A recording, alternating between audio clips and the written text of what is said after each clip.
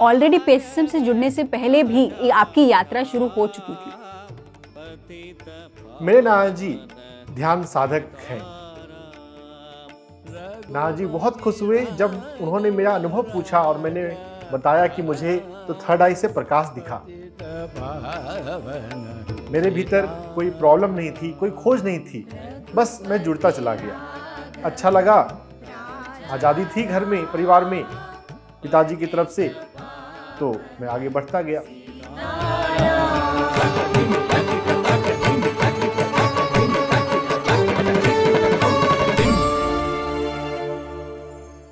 PSSM में हम सब पिरामिड मास्टर्स हैं। हर एक पिरामिड मास्टर के पीछे की कहानी बहुत अद्भुत है। उन्होंने पतंजलि से बहुत कुछ सीखा। तो आइए ऐसे ही एक ग्रैंड मास्टर से हम मिलते हैं। उनका नाम है डॉक्टर एस रंजन। वो हालांकि एक मेडिकल डॉक्टर है। आप सभी जानते हैं कि पतंजलि कहते हैं नो डॉक्टर नो मेडिसिन। शुरुआत में उनको भी लग रहा होगा कि ये कैसे पॉसिबल है, लेकिन एमबीबीएस के साथ साथ उन्होंने ध्यान को चालू रखा, पतंजलि से सीखते गए। और आइए जानते हैं कि उनकी यात्रा कैसी रही। तो स्वागत करते हैं डॉक्टर एस रंजन का। नमस्कार डॉक्टर एस रंजन, आपका बहुत बहुत स्वागत है। नमस्कार नमस्कार अमूल्या जी, बहुत बहुत धन्यवाद इस शो में मुझे इनवाइट करने के लिए। और जो मेरे भीतर प्रेम, मेरे भीतर जो यादें हैं, जिसको याद कर कर के मुझे अच्छा लगता है, तो उसे बांटना, बोलना, बताना तो और भी अद्भुत है। आपने मुझे मौका दिया, दे रहे हैं, इसके लिए बहुत बहुत धन्यवाद। हमें बहुत अच्छा लग रहा है आपसे मिलकर, क्योंकि एक जो मिथ है कि डॉक्टर के बिना ज़िंदगी नहीं चल सकती, इस इंटरव्यू से आई थिंक वो तो रूबरू हो ही जाएगा इस सत्य के साथ। तो आइए शुरू करते हैं। तो मेरा पहला प्रश्न ये है कि आपकी जो आध्यात्मिक यात्रा, जितना मैं जानती हूँ, आप ऑलरेडी पेसिज्म से जुड़ने से पहले भी आप ऑलरेडी आपकी यात्रा शुरू हो चुकी थी। तो उसके बारे में थोड़ा हमें बताइए। मैं गांव में अपने नाना नानी के पास रहा हूँ। मेरे नाना जी ध्यान साधक हैं।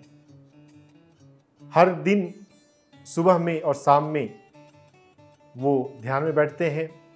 मैं उनको ऑब्जर्व करता था कि हमारे गांव में हमारी किराने की दुकान थी, स्टेशनरी स्टोर। शाम में जब आते थे, गांव में शाम जल्दी हो जाती है, 7 बजे 8 बजे स्लो डाउन हो जाता है हमारा दिनचर्या। हर दिन शाम में आना और एक कमरे में जाकर आधे घंटे लगभग ध्यान साधना में बैठना, उसके बाद डिनर करना, ये भोजन। फिर हर गुरुवार को सत्संग होता था। गुरु भाई जो उस गुरु परंपरा में जुड़े हुए हैं वो आकर भजन करते हैं, आध्यात्मिक चिंतन मनन करते हैं। मैं इतना उस समय बहुत छोटा हूँ, तो मुझे तो सिर्फ प्रसाद मिलता था और प्रसाद के लिए मैं गुरुवार का इंतजार करता था कि सत्संग होगा। बहुत बार हमारे घर में भी सत्संग होता था। तो अपने नाना जी को देखते हुए अध्यात्म का परिचय हुआ और नाना जी ने एक दिन मुझे ध्यान बताया भी। बहुत बचपन की बात है, ध्यान का तरीका क्या उन्होंने बताया वो तो मुझे याद नहीं है, लेकिन मुझे यह याद है कि नाना जी बहुत खुश हुए जब उन्होंने मेरा अनुभव पूछा और मैंने बताया कि मुझे तो थर्ड आई से प्रकाश दिखा। He was very happy. मेरी नाना जी की खुशी को देखकर मुझे खुशी हुई कि कुछ तो अच्छा हुआ है। खैर, मेरे जीवन में नियमित रूप से ध्यान तब आया जब मैं 11वीं कक्षा में पहुंचा और मैं पटना वापस आ गया अपने मम्मी पापा के पास। मेरे मम्मी पापा पटना में रहते थे, लेकिन मुझे रहने के लिए गांव में नाना नानी के पास भेजा गया था। और वो एक तरह से अच्छा ही है। अब दिल्ली शहर में रहते हुए जब मैं गांव की जीवन को याद करता हूँ तो वो भी अपने आप में एक अनूठा अनुभव है, जहाँ बिजली नहीं थी, जहाँ पे सड़कें कच्ची थीं। बरसात के दिनों में आना जाना मुश्किल होता था, लेकिन उसकी भी अपनी एक ब्यूटी है। खैर, जब मैं 11वीं कक्षा में पढ़ रहा था तो मैंने अपने पिताजी को ओशो टाइम्स पढ़ते हुए देखा। मैंने भी पढ़ा, मुझे अच्छा लगा। फिर मैगजीन से मैं ओशो की पुस्तकों को पढ़ने लग गया, वो अच्छा लगा। फिर मैंने पिताजी से पूछा कि ओशो का ध्यान केंद्र कहाँ है, ओशो तो हर पुस्तक में ध्यान की बात करते हैं। तो मेरे पिताजी ने बताया केंद्रीय विद्यालय के पीछे इसके पटना में एक एरिया, वहाँ से मेरे घर से बहुत ज़्यादा दूर नहीं, वहाँ पर ध्यान केंद्र है। मैं वहाँ पर पहुँच गया और ध्यान करने लगा। ओशो में सक्रिय ध्यान विधियाँ अधिक होती हैं, डायनेमिक मेडिटेशन, नाद ब्रह्म और अलग अलग, लेकिन फिर भी वो अच्छा लगता था। और इतना अच्छा लगा कि मैं वहाँ पे रेगुलर जाने लगा, डेली बेसिस पे। और कभी कभी तो दो बार, सुबह भी जाना, शाम में भी जाना। मेरे पिताजी ओशो प्रेमी हैं, तो उन्होंने मुझे पूरी खुली छूट दे रखी थी ओशो की बुक्स पढ़ने की, ओशो ध्यान केंद्र में जाकर ध्यान करने की। जिंदगी में आनंद ही आनंद आ रहा था। इतनी छोटी उम्र में आपने ओशो को चुना। ओशो बहुत ही यूनिक इंडिविजुअल है बोल सकते हैं, क्योंकि बहुत डेंजरस, डायनामिक, कुछ भी बोल सकते हैं उनको। और आपने ओशो को चुना। आपको क्या पसंद था, क्या अच्छा लगा जब आपने ओशो की सीख को सुना? उतनी छोटी उम्र में कोई खोज भी कहाँ होती है, बस जीवन होता है, एक फ्लो होता है। मैं कुछ खोज नहीं रहा था। ओशो की मैगजीन सामने आई, अच्छी लगी तो पुस्तक पढ़ने लग गया। पुस्तकें पढ़ी, अच्छा ध्यान केंद्र में इंटरेस्ट आ गया। मेरे भीतर कोई प्रॉब्लम नहीं थी, कोई खोज नहीं थी, बस मैं जुड़ता चला गया। अच्छा लगा, आज़ादी थी घर में, परिवार में, पिताजी की तरफ से, तो मैं आगे बढ़ता गया। जब अब मैं कॉन्टम्पलेट करूं कि ओशो की किन बातों से मेरा रुझान बढ़ता गया, तो शायद मैं बता सकता हूं कि ओशो की क्या बातें अच्छी लगी। लेकिन उस समय उतनी छोटी उम्र में तो कहाँ हम उतने रैशनल होते हैं। पढ़ते हुए मज़ा आ रहा था, आगे बढ़ते गए, पढ़ते गए और ध्यान, अलग अलग ध्यान करते गए। ओशो के ध्यान शिविरों को भी मैंने ज्वाइन किया, 3 दिन के सुबह से शाम के ध्यान शिविर। क्योंकि मैं वहाँ पे लोकल था तो मैं तो घर आ जाता था, दूसरे शहर से, दूसरे जगहों से आए हुए साधक वहाँ पर रात में रुकते भी थे।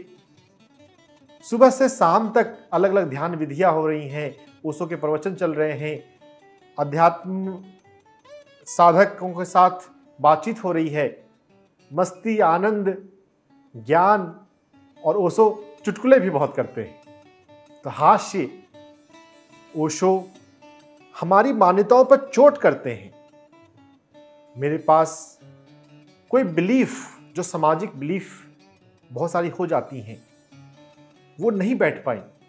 ये अब मैं रियलाइज कर पा रहा हूं। जैसे हमारे समाज में कंपटीशन, प्रतिस्पर्धा की भावना है, दूसरे को हमें पीछा करना है, हमें आगे निकलना है। ओशो ने तो हमें अपने रंग में, अपने धुन में जीना सिखाया। ऐसे अब पत्री जी से भी मैंने इसी बात सीखी। ओशो की पुस्तकों को पढ़ते हुए 11वीं 12वीं में ही आ गया, हर एक व्यक्ति अपने आप में अनूठा है, हमें दूसरों से कंपेयर करने की जरूरत नहीं है। अगर हम अपना कंपेयर किसी दूसरों से कर रहे हैं तो ये खुद के प्रति अब्यूज है, खुद को गाली है। हमें अपने अंदाज में जीना चाहिए। ओशो से मैंने बहुत कुछ सीखा है। ओशो तो महासागर है। मैं ओशो के प्रति और अपने पिताजी के प्रति धन्यवाद भाव फिर से व्यक्त करना चाहता हूँ कि मुझे अर्ली एज में, बचपन में पढ़ने का और ध्यान में उतरने का मौका मिल गया। और जीवन की शुरुआत में ही अगर हमें अध्यात्म मिल जाए तो फिर हमारी पूरी जिंदगी आध्यात्मिक बन जाती है ना। फाउंडेशन, मेरी लाइफ का फाउंडेशन ही मेडिटेशन है। तो जैसे आपने 12वीं कक्षा ख़त्म करी और जैसे आपने डिसाइड किया कि मैं एक डॉक्टर बनना चाहता हूँ, उसकी पढ़ाई करना आपने चालू किया, तो फिर आपके जो रुझान है, आप जैसे दूसरे शहर शिफ्ट हो गए, तो आप एक केंद्र ढूंढ रहे थे, तो उसके बारे में हमें थोड़ा बताइए। MBBS में सिलेक्शन एक बड़ी बात मानी जाती है ज़्यादातर मिडिल क्लास फैमिली में। मेरे परिवार में भी एक बहुत खुशी की ये बात थी, गवर्नमेंट सीट मिल जाना। परिवार में दूसरों की खुशी में हम खुश रहते हैं, मैं भी खुश था। लेकिन एक तरह से मैं दुखी भी था, क्योंकि ध्यान केंद्र से मेरा कनेक्शन छूट गया था।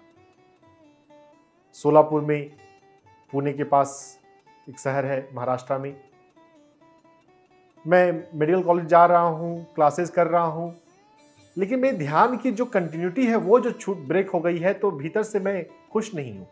मैं ढूंढ रहा हूँ कहाँ है ध्यान केंद्र। ओशो की मैगजीन्स में ध्यान शिविर कहाँ कहाँ होने वाले हैं वो जगह के नाम आते थे, तो उसमें मैं ढूंढता था कहाँ कभी सोलापुर का नाम दिख जाए। सोलापुर महाराष्ट्र में दूसरे जगहों के जो नाम दिखे, उन नंबरों पे फ़ोन किया कि मुझे सोलापुर में ध्यान केंद्र का नंबर और पता चाहिए। फ़ोन किया, असफलता मिली। सेंट्रलाइज डेटाबेस वो मेंटेन नहीं करते। फिर दिल्ली में स्वामी चैतन्य कीर्ति हैं, उनके आर्टिकल आया करते हैं ओशो टाइम्स में, ओशो टुडे में। स्वामी चैतन्य कीर्ति का आर्टिकल में पढ़ा करता था, वहां पर फोन लगाया क्योंकि वो बड़ा ध्यान केंद्र है। स्वामी चैतन्य कीर्ति ने कहा कि इंटरनेट पर जाओ, गूगल पर जाओ, अगर होगा सेंटर सोलापुर में तो एड्रेस आ जाएगा। 2005 में इंटरनेट पॉपुलर हो रहा था, सभी लोगों के हाथ में उन दिनों इंटरनेट नहीं था। साइबर कैफे थे और साइबर कैफे में जाकर इंटरनेट का यूज किया करते थे। मैं साइबर कैफे गया, वहां पर टाइप किया, ढूंढा ओशो मेडिटेशन सोलापुर। अमूल्या जी, एक बहुत हंसने वाली बात हुई उस दिन। ओशो सबसे मिलता हुआ कुछ जगह आ गया और मुझे समझ में नहीं आया।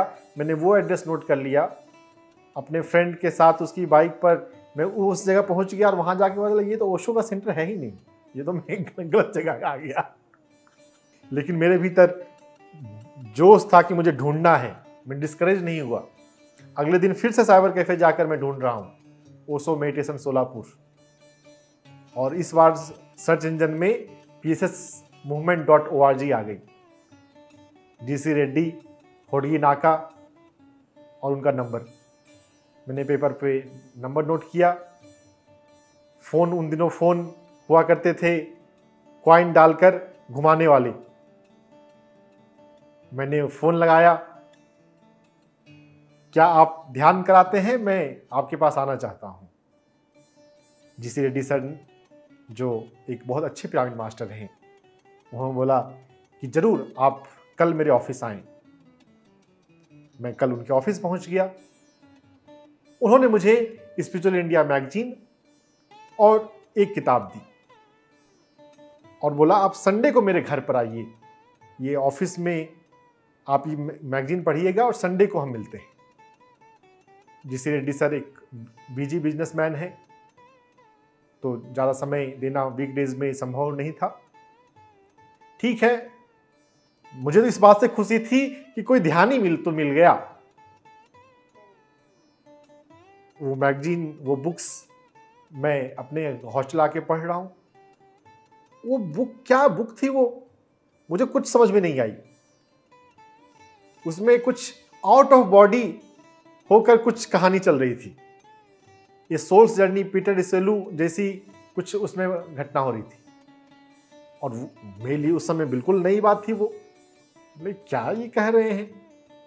खैर, संडे आया, मैं DC रेड्डी सर के घर पहुंच गया। उन्होंने बैठाया और बोला आंख बंद करें और सांसों पे हम ध्यान लगाएंगे। ओशो ध्यान केंद्र में विपासना ध्यान के नाम पर आनापानसति ध्यान होता है, तो वो तो मैंने किया हुआ था, मुझे पता था कि हाँ आंख बंद करके सांसों पर ध्यान लगा सकते हैं। चलो ठीक है,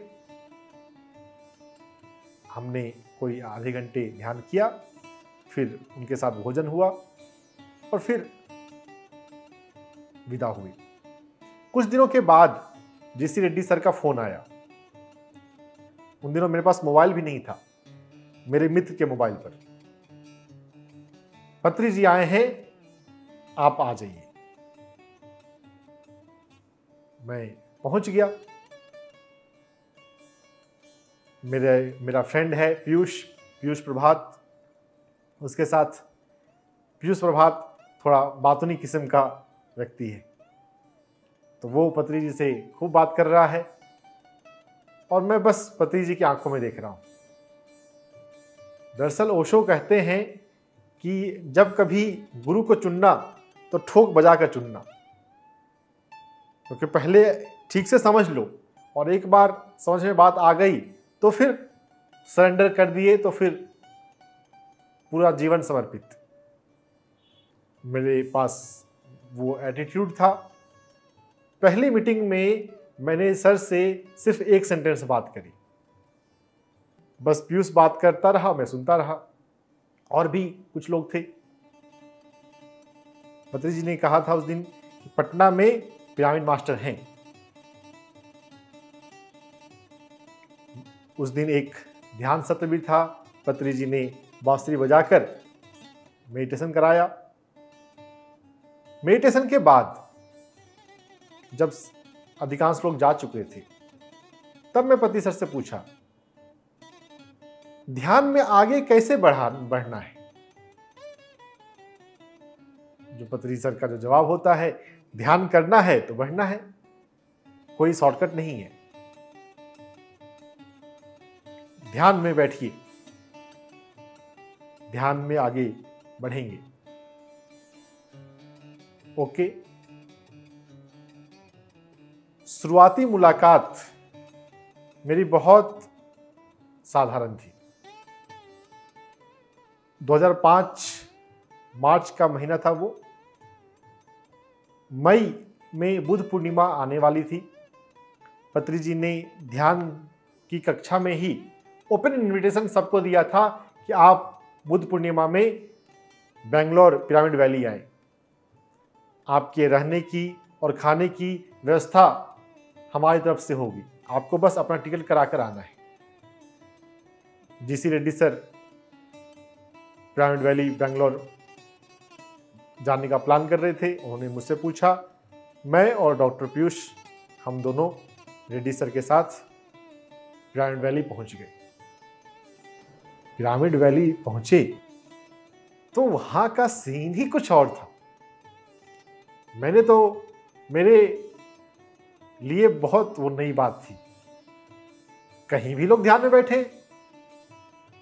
ध्यान तो जब ओशो परंपरा में जब कहीं भी ध्यान कोई कराता है तो ध्यान करते हैं, इंस्ट्रक्शन के बाद करते हैं।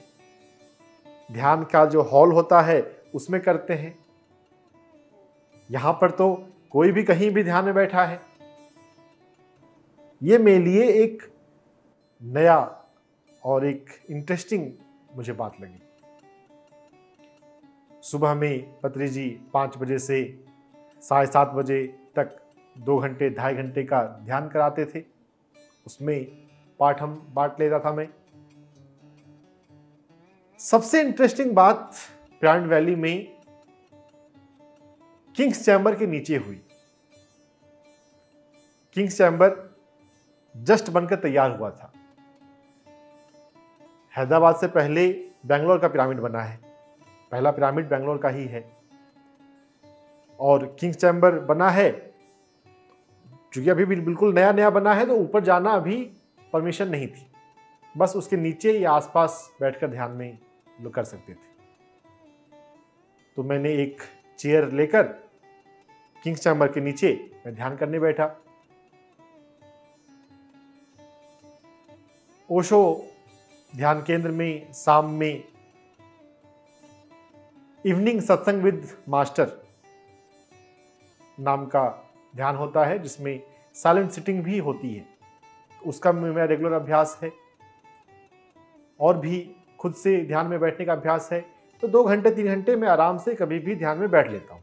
तो जैसे आप पहली बार पिरामिड वैली इंटरनेशनल, जो बैंगलोर में एक अद्भुत केंद्र है, एक अद्भुत ग्रैंड मेगा पिरामिड है, वहाँ पे जब बन ही रहा था तब आप गए थे, तो आपका पहला क्या अनुभव था जब आप पहली बार ध्यान करने गए थे? तो पिरामिड वैली में मैत्रेय बुद्धा मेगा पिरामिड, जिसके अंदर किंग्स चैम्बर है, उस किंग्स चैम्बर के नीचे जब मैं पहली बार ध्यान में बैठा तो मुझे कुंडलिनी के अनुभव हुए, मणिपुर चक्र पर। उस समय तक मैं मणिपुर चक्र और कुंडलिनी कंसेप्ट के बारे में नहीं जानता था। मैंने आंख बंद किया तो मुझे अपनी नाभि के पीछे, नाभि के पास गर्माहट, गर्म ऊर्जा महसूस हो रही है, और वो ऊर्जा इतनी तीव्र है कि मैं ध्यान में बैठ नहीं सकता। तो एक तो वो ऊर्जा का एहसास, और दूसरा वो ऊर्जा इतनी स्ट्रांग है कि मुझे आंख खोलकर ध्यान से बाहर आना है, नहीं तो वो ऊर्जा मैं बियर नहीं कर पाऊंगा। इस अनुभव ने मुझे अंदर से हिला दिया कि ये क्या है। मैं जो 2 घंटे 3 घंटे भी ध्यान में आराम से बैठ लेता हूं, यहां पर मैं 20 मिनट ही भी सिर्फ ध्यान में बैठ पाया, और आंख बंद करके बैठना मुश्किल है क्योंकि ऊर्जा इतनी बह रही है। 3 दिन का बुद्ध पूर्णिमा प्रोग्राम जब समाप्त हो गया और वापस सोलापुर आ गए, मेरे भीतर ये बात बैठ गई कि मुझे अपने ध्यान को बढ़ाना है। ये ऊर्जा जो महसूस हुई, इस ऊर्जा को प्रॉपर अपने भीतर एसिमुलेट करना है। ध्यान में, अच्छे ध्यान में अगर मैं बैठूं तो इस ऊर्जा का पूरी अनुभूति होगी। इस डिटर्मिनेशन के साथ मैं हर दिन ध्यान में 2 घंटे 3 घंटे बैठने लग गया। हमारा कॉलेज सुबह 8 से 5 होता था। 5 बजे कॉलेज से आने के बाद मैं स्नैक्स लेकर कैंटीन में फिर मेडिटेशन सेंटर चला जाता, वहाँ पर ध्यान करता। अगर ध्यान करने का कभी नहीं है तो मैं अपनी बुक्स वहीं रखता और वहीं पर मैं पढ़ाई करता। पहले तो मैंने अपने 2-3 घंटे जो मेरी ओशो ध्यान परंपरा में बैठने की प्रैक्टिस थी, पहले मैंने उसको वापस लेकर आया। पिरामिड वैली में जो मुझे कुंडलिनी के अनुभव हुए, और कई ध्यानियों को घंटों घंटों जब मैं ध्यान में बैठा देखा, तो मेरे भीतर एक प्रेरणा आ गई थी कि मुझे भी खूब सारा ध्यान करना है। इस सोच के साथ मैं नियमित पिरामिड के नीचे बैठकर ध्यान करने लग गया। बेसमेंट में पिरामिड ध्यान केंद्र बना हुआ था।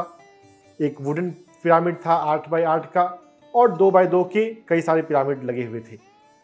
उनके नीचे बैठकर मैं ध्यान कराता था। मैं ध्यान उन सभी पिरामिड के नीचे बैठकर 8 बाय 8 पिरामिड, 2 बाय 2 पिरामिड, किसी भी पिरामिड के नीचे बैठकर ध्यान करता था। मैंने अपने भीतर ठाना हुआ था कि मुझे अपने ध्यान की साधना को बढ़ाना है, ध्यान के घंटे को बढ़ाना है। पहले तो मैंने 2-3 घंटे के अपने अभ्यास को थोड़ा रेगुलर किया, और उसके बाद मैं अपने ध्यान के घंटे बढ़ाने लग गया। 4 घंटे, 5 घंटे, 6 घंटे, 7 घंटे, 8 घंटे। 7 से 8 घंटे मैं रात में नियमित रूप से ध्यान किया करता था, और उन दिनों मुझे बहुत सारे अनुभव हुए। स्पिरिचुअल रियलिटी में जितने अनुभव दिखाए गए हैं, ऑटोबायोग्राफी ऑफ योगी में जितने सारे अनुभव लिखे गए हैं, उसमें से अधिकांश अनुभव से मैं गुजर गया। या फिर ऐसा भी हो सकता है कुछ ऐसे अनुभव भी हों जो अभी प्रॉपर डॉक्यूमेंट करने की जरूरत है। Higher self and over self का एक्सपीरियंस। इसमें जो पहला अनुभव हुआ बहुत इंटरेस्टिंग है। मैं रात में ध्यान में बैठा हूं और मुझे नॉन फिजिकल स्पिरिट महसूस हुई। नॉन फिजिकल स्पिरिट महसूस हुई, डर नहीं लगा। मैं ध्यान में बैठा हूं और कोई और भी ध्यान में बैठा है। मेरे लिए चूंकि ये नया अनुभव था, मैं दौड़ता हुआ गया जीसी रेड्डी सर के पास। सर कुछ ध्यान में मुझे हो रहा है। जीसी रेड्डी सर एक एक्सेलेंट मास्टर हैं। रात के 11 बज रहे थे, फिर भी वो मेरे साथ नीचे आए मेरे साथ ध्यान में बैठने के लिए। बोले मैं भी ध्यान में बैठता हूं तुम्हारे साथ। और उस नॉन फिजिकल स्पिरिट से मेरी कन्वर्सेशन भी हुए। वो नॉन फिजिकल स्पिरिट जो थी वो भी वहां पर ध्यान करने के लिए आई थी।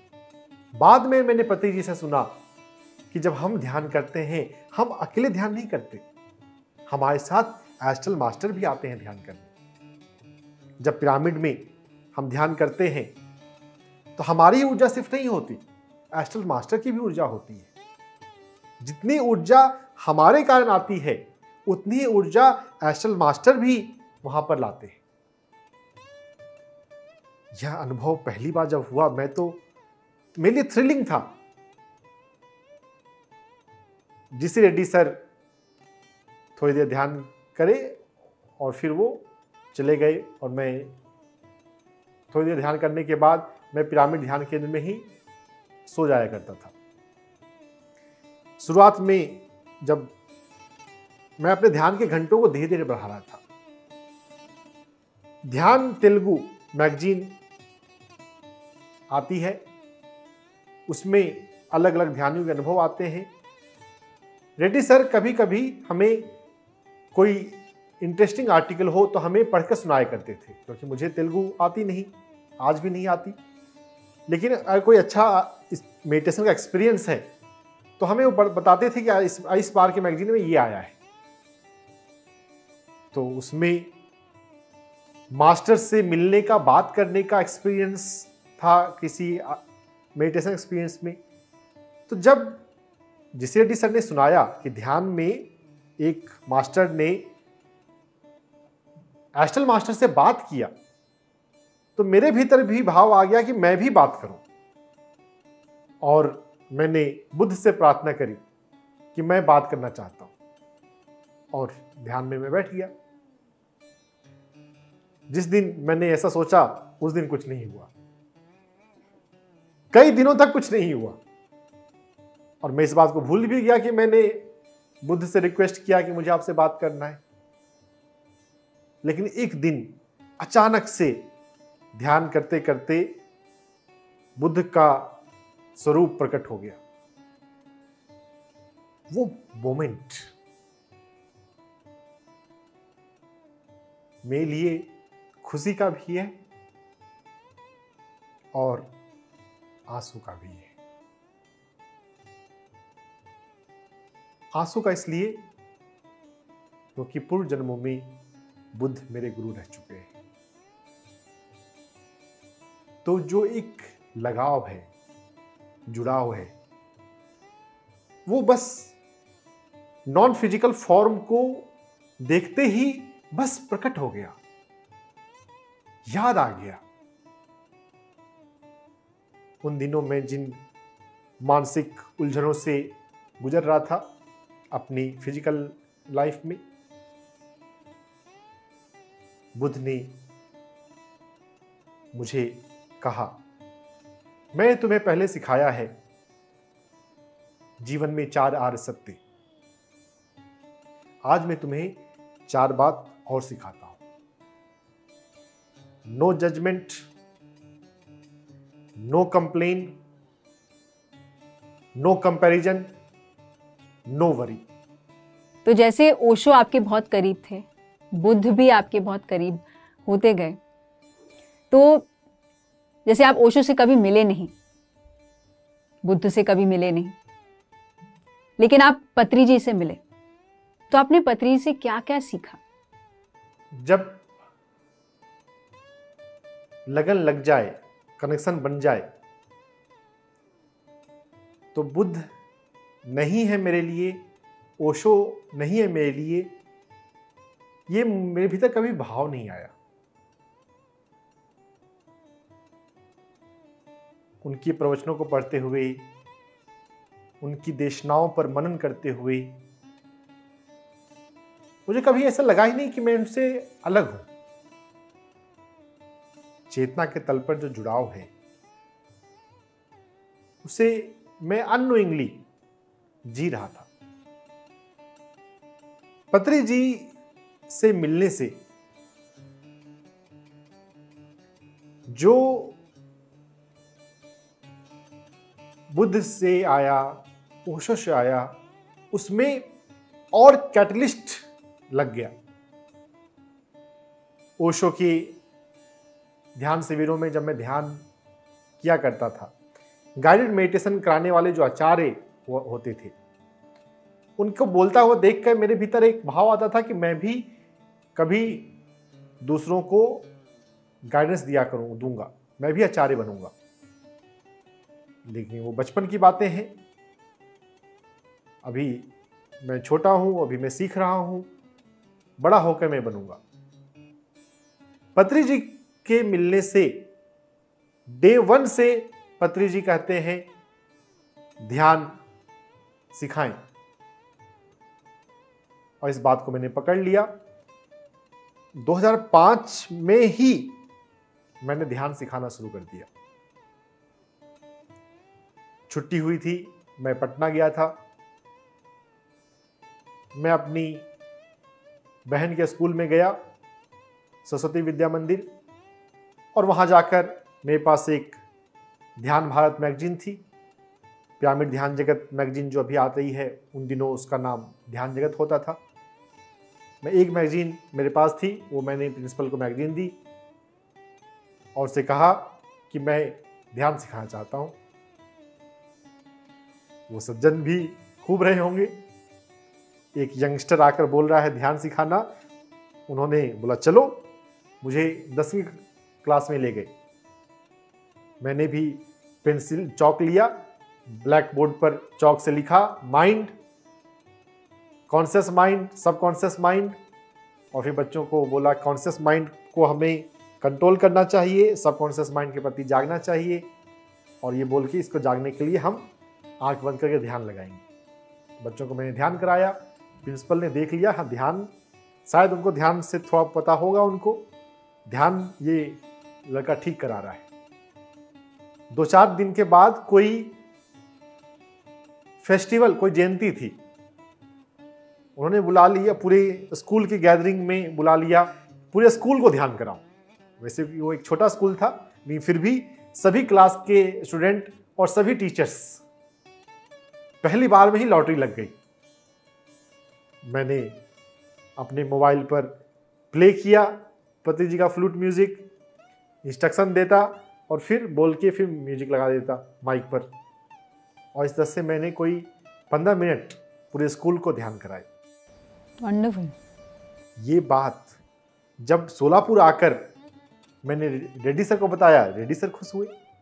फिर कुछ दिनों के बाद पत्री जी को जिसे रेड्डी सर सोलापुर कई बार बुलाते रहते थे, और एक तरह से ये मेरे लिए बहुत अच्छा था, थोड़े थोड़े टाइम पर नर्चरिंग होती रहती। अगली बार जब पत्री जी आए तो जीसी रेड्डी सर ने बताया कि सौरभ ने पूरे स्कूल में ध्यान कराया है। तब से पत्री सर मुझे नाम से जानने लग गए, और पत्री सर ने भी बहुत अप्रिशिएट किया।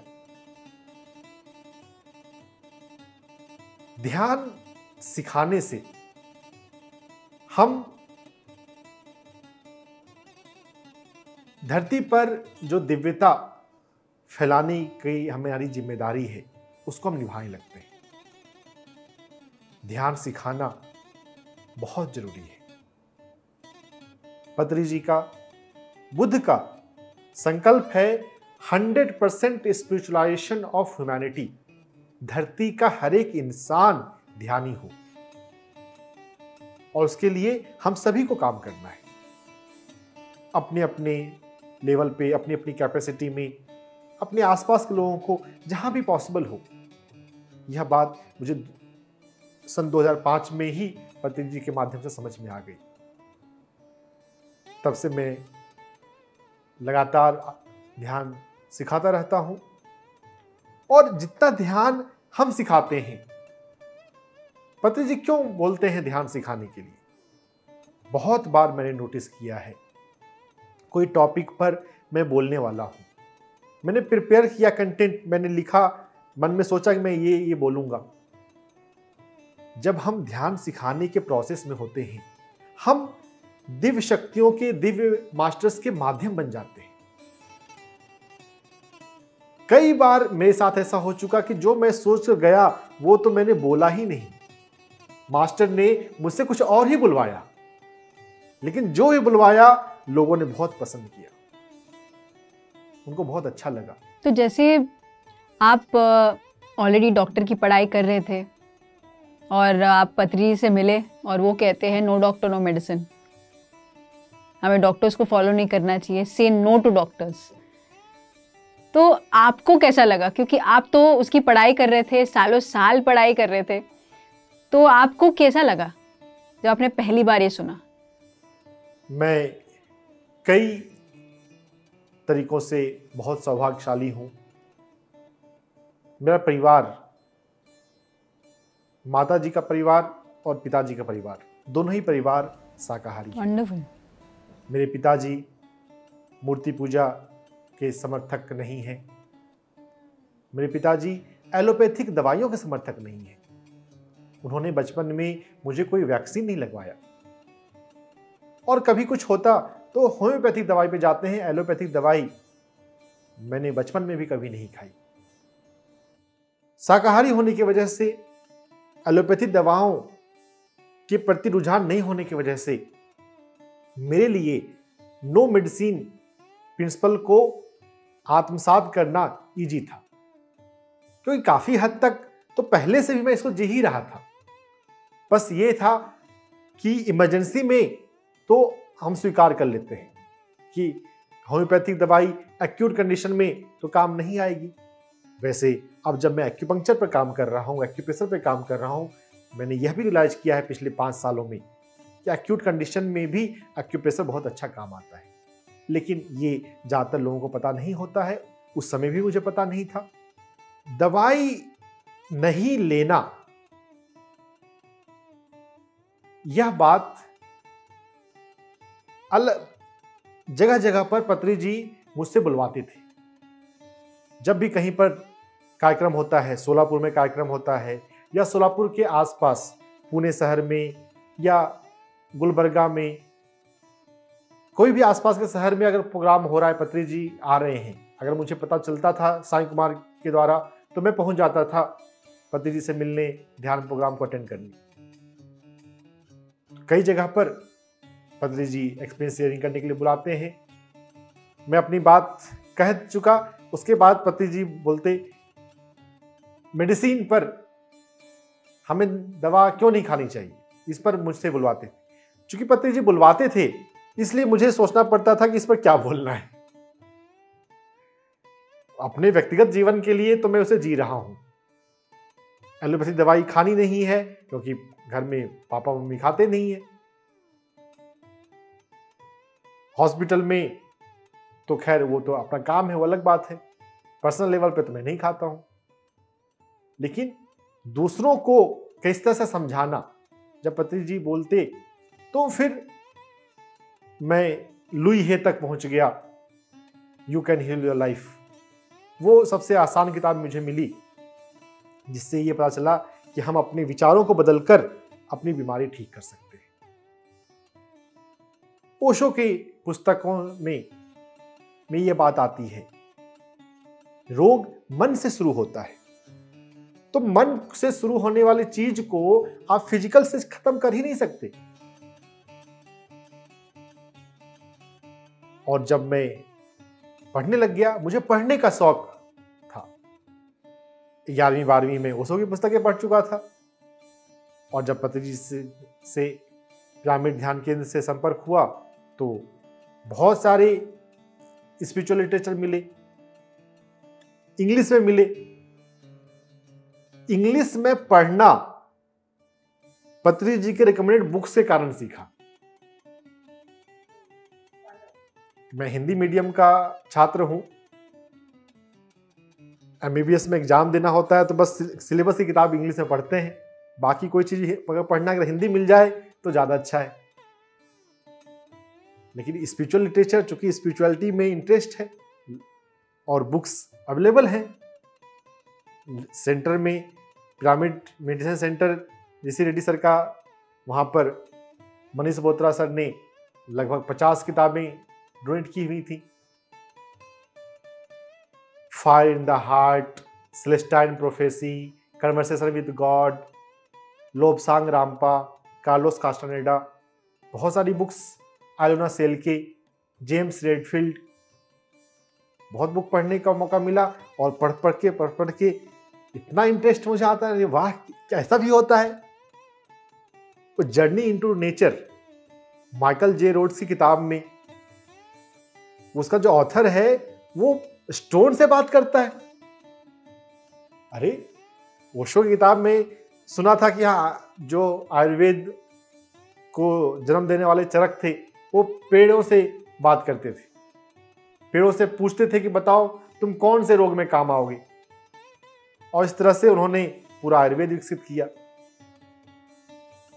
पेड़ से बात करना, तो पेड़ जो है वो काफी हद तक लिविंग ही है।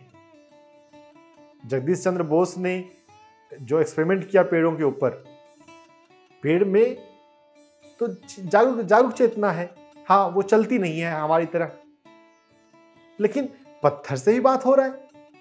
Journey into nature, Michael J Roads, जबरदस्त किताब है। मतलब ऐसे बहुत सारी किताब है। Alona सेल्के,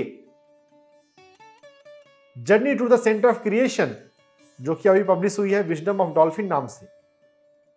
holographic Universe, Michael Talbot. Patri ji से जुड़ने में यह स्वाध्याय भी एक बड़ा फैक्टर बना कि इतना रिच लिटरेचर उपलब्ध है। पत्री जी की यह बात मुझे पसंद आई कि सिर्फ अपना अपना नहीं कह रहे, दुनिया में जो अच्छा है उसको सामने ला के रख रहे हैं कि पढ़ो, जानो। पत्री जी से अपने आप को नगण्य रखते हुए, कम से कम रखते हुए साधक को कैसे हेल्प किया जाए, ये बात मुझे बहुत प्रभावित करी। मुझे याद है गुलबर्गा में प्रोग्राम था, कई सारे पिरामिड मास्टर थे। मेडिटेशन प्रोग्राम के बाद जब घर पर आ गए थे तो डिनर से पहले उन्होंने सब मास्टर से बात कर रहे थे। उन्होंने एक मास्टर को ऐसे बात किया, जब एक्सपीरियंस शेयर करना है तो अपने अनुभव के बारे में बोलना है, मेरे बारे में नहीं बोलना है। I am surprised, what a man. ध्यान में क्या होता है वो बोलो, मेरे बारे में मत बोलो, मेरी बड़ाई मत करो। पत्री जी चाहते हैं, पत्री जी से ज्यादा ध्यान की चर्चा होनी चाहिए, ध्यान फैलना चाहिए। ये मैंने उनसे विटनेस किया हुआ है। आपके जिंदगी में स्वाध्याय, जैसे आपने कहा आप हिंदी मीडियम से थे, आपने खुद भी अपनी जो लिमिटेशंस है वो तोड़कर आप इंग्लिश में सारी किताबें पढ़ते थे। तो जितना तक मुझे पता है करीब सर ने 1.5-2 लाख किताब तो मिनिमम पढ़े ही होंगे। तो ये जो एक इंस्पिरेशन है, इतना पढ़ना, सभी से पढ़ना, सबको सुनना, तो एज ए यंगस्टर जैसे आप अपने आप को एक्सप्लोर कर रहे थे, अपने आप को इस सोसाइटी में अपने आप को एक्सप्लोर कर रहे थे, तो आगे जाके फिर आपको कैसे एक बदलाव है आपके अंदर? क्योंकि आपको तो एक डॉक्टर बनना है, आपको तो और दवाइयाँ देनी है लोगों को, तो आप में क्या क्या बदलाव होने लगे? पत्री जी से फिजिकली उनके साथ ध्यान यात्राओं में रहना, प्रोग्राम अटेंड करना, पत्री जी को सुनना, पत्री जी को स्टेज पर बोलते हुए सुनना, स्टेज के अलावा ऑफ द स्टेज घर पर बातचीत करना, दूसरे लोगों के अनुभवों को पत्री जी कितने धैर्य से सुनते हैं, और जब कभी इनपुट देने की जरूरत है तब देते हैं। ये सब देखते हुए सुनते हुए जिंदगी में बहुत कुछ सीखा मैंने। धैर्य पूर्वक श्रवण, विदाउट इंटरप्टिंग। जब कोई अपनी बात कह रहा है, अपना अनुभव कह रहा है, पेशेंस क्या होता है, और खासकर कम्युनिकेशन के दौरान हमारे समाज में जहां भी रिलेशनशिप कॉन्फ्लिक्ट है, जहां भी कम्युनिकेशन कॉन्फ्लिक्ट है, बहुत जगह पर बहुत लोग जानते हैं, क्योंकि मेरे पास पेशेंट आते हैं तो मेरे पास तो और ज़्यादा समाज की में क्या हो रहा है पता चलता है। पेशेंट आकर अपनी बात कहते हैं, और ऐसे भी हम देखते हैं समाज में लोगों को बोलने का धैर्य, सुनने का धैर्य नहीं है। बोलने का तरीका, धैर्यपूर्वक सुनना और क्लैरिटी के साथ बोलना। पत्री जी कहते हैं अपनी जबान तभी खोलो जब यहां से मोती निकले, नहीं तो चुप रहो, सुनो। यह बात तो पत्री जी से मैंने कई बार सुनी है, और मैंने इसे जीवन में यथासंभव उतारने की कोशिश की है। सुनना बहुत इंपॉर्टेंट है। ध्यान में आंख बंद करते हैं तब भी सुनना, और जब बातचीत में हम दूसरों को सुनते हैं तब भी। ध्यान में प्रार्थना नहीं, प्रार्थना और ध्यान अपोजिट पोल है, ऐसा मैंने पति जी से सुना है। तो प्रार्थना में लोग मांगते रहते हैं, आप क्या भिखारी हैं? ध्यान में जागें, आप भगवान हैं। यह बोलकर पति जी ध्यान कराते थे। थ्योरी भी है और प्रैक्टिकल भी है, सिर्फ प्रवचन नहीं है, एक्सपीरियंस में ले जाना ध्यान में।